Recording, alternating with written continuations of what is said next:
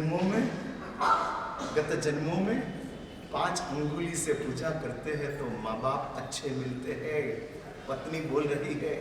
लेकिन गत जन्म में मैंने 10 अंगुली से भगवान की पूजा की थी और इसलिए मुझे सास भगवती के जैसी मिली है।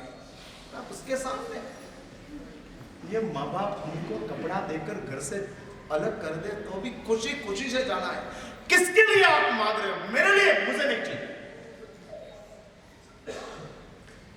जाओ और बाप की माफी मांगो, नहीं तो मैं बोल देती हूं कि ये हमको मंजूर नहीं। पति कोई जवाब नहीं देता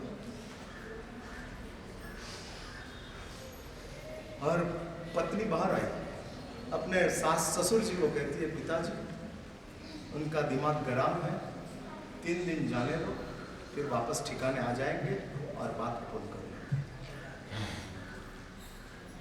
और बाप संतप्त, हाँ 3 दिन जाते हैं, जाने दो, बीच में ब्रेक ले लो थोड़ा, तो पूरी बात कर लो, नहीं तो बीच में ब्रेक ले लेते हैं। ब्रेक के बाद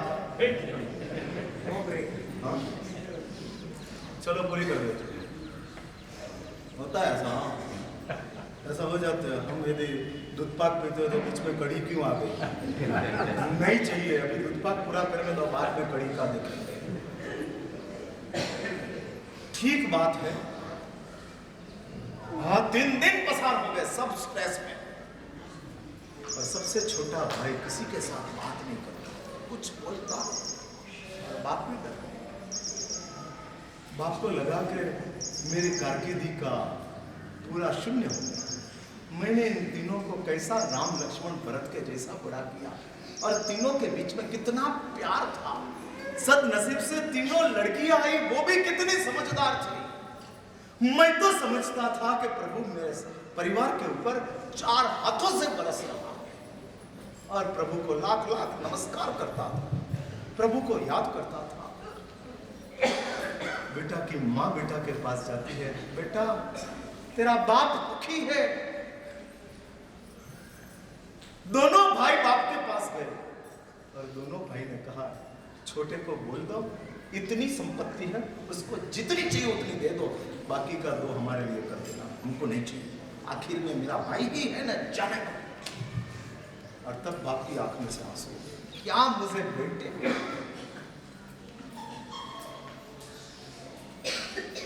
क्या क्या सत्कर्म किया है, कैसी बात है। दोनों भाइयों की बहू आकर कह दिया, हमारी छोटी देरानी को चाहिए इतना दे दो, हमको नहीं चाहिए। आपका आशीष वो हमारे लिए कहना,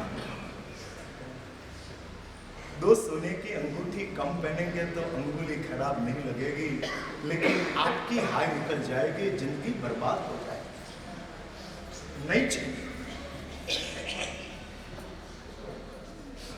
और संडे का दिन आ गया,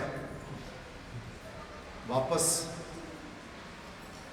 फैमिली इकट्ठा हुआ, स्ट्रेस, सबके लिए चाय आकर पड़ी है, कोई पीने के लिए तैयार नहीं, गमगीन वातावरण,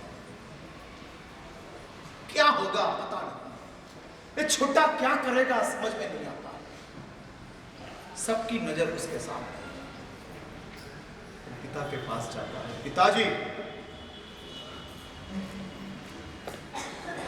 आपको ऐसा डर है, सुनना, तो मेरी आंख बंद होने के बाद ये पैसे के लिए हम तीनों झगड़ेंगे, लेकिन हम आपके संतान हैं, झगड़ने की बात ही कहाँ।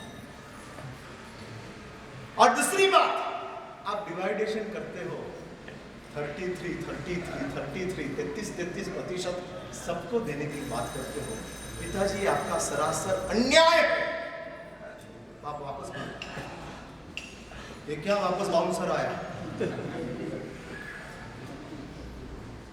ये क्या कर रहे हो? लेकिन बेटा तुझे क्या चाहिए बोल ले, तेरे दोनों भाई रेडी है, कितना परसेंटेज तुझे चाहिए? और तब बेटा ने कह दिया, अपने पास आपने बताया इसके हिसाब से करीब करीब 120 करोड़ की आमदनी, 120 CR। और हम तीनों की उम्र किसी की 50 है, बड़े भैया की 50 है, छोटे की 40 है और मेरी 30 है। जिसकी जितनी उम्र उसको इतना पैसा दे। हाँ, मैं कैसे बड़े भाई के जितना हिस्सा ले सकता हूं? जिस बड़े भाई ने, मैं छोटा था, इनसे 20 साल छोटा हूं। जब मुझे व्यवसाय का कोई बॉबी पता नहीं था, तब मेरे बड़े भैया रात को जगकर दिन को उघराणी करके पैसा इकट्ठा किया, मजदूरी की है, गुलामी की है, लोगों का अपमान चला है। और ये बड़े भाई 50 साल के आज हो गए और उसको भी 36 मिले, मुझे भी 36 मिले, इनको भी 36 मिले। वो तो अन्याय है पिताजी। जिसकी जितनी मेहनत उसको उतना मिलना चाहिए। आपका डिवाइडेशन गलत था, इसलिए मेरा गुस्सा था। आप अलग करते हो, हमको मंजूर है। जितना पैसा, उम्र जितनी है, जिसकी है, उसको उतना दे। ये मैं बनी हुई घटना बोल रहा हूँ, नहीं रामायण महाभारत। बनती है ऐसी घटना? हाँ, बनती है हाँ, बनती है। अमृतलाल जी का सिग्नेचर है। हाँ, रिजर्व बैंक के गवर्नर। हाँ, और ये चलता है, होता है ऐसा। और इस घटनाएं इस संसार में बन रही है, इसलिए तो ये संसार आज जीने जैसा रहा। और इसलिए मुझे आपको कहना है, इस संसार और इस पारिवारिक जीवन जो इंसान की लाइफ में साथ में मिला है, वो और किसी के पास नहीं है। पशु का जीवन इंडिविजुअल है, देव का जीवन कपल है, मानव का जीवन फैमिली है। पशु अकेला जी सकता है, अकेला। कुत्ता को कोई कुत्ती की जरूरत नहीं है, अकेला जी सकता है। देव अकेला नहीं जी सकता, इसलिए कपल है। देव को देवी चाहिए, कपल।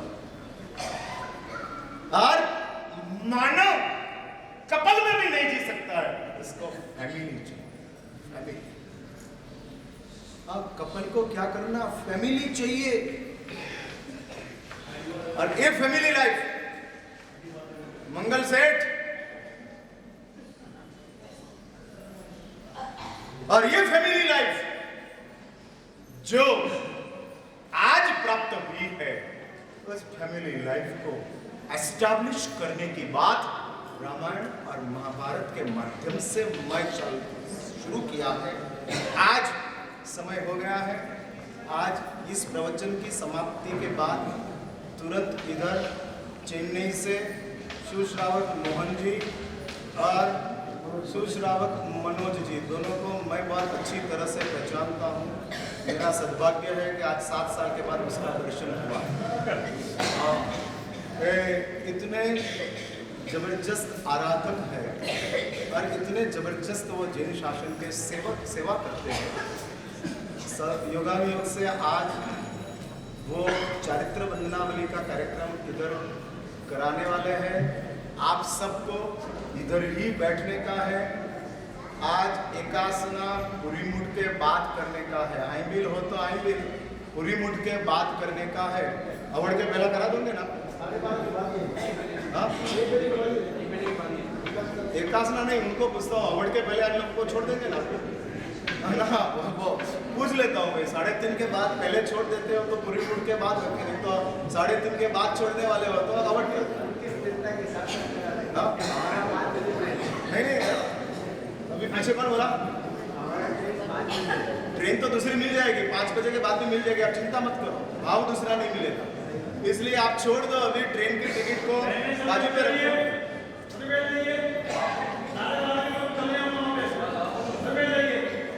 एकासना, व्यासना और सभी भोजनशाला 1 बजे के बाद ही शुरू होगी। 12:45 के पहले कोई शुरू नहीं होगी। कोई भी बहनों को मैं नम्र निवेदन करता हूँ, कोई भी उठने का कार्यक्रम ना करे। अभी बहुत अच्छा कार्यक्रम